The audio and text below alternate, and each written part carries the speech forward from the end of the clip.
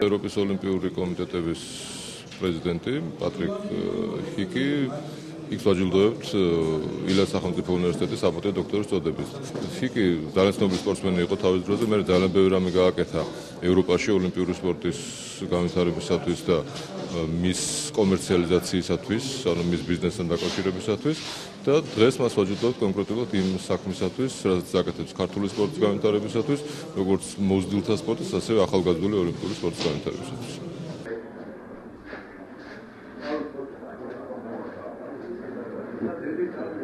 დიდი თავი ქონი.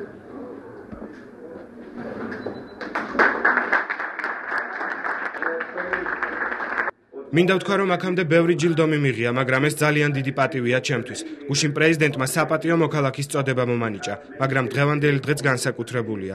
დიდ მადლობას ვუხდი ილიას სახელობის უნივერსიტეტს.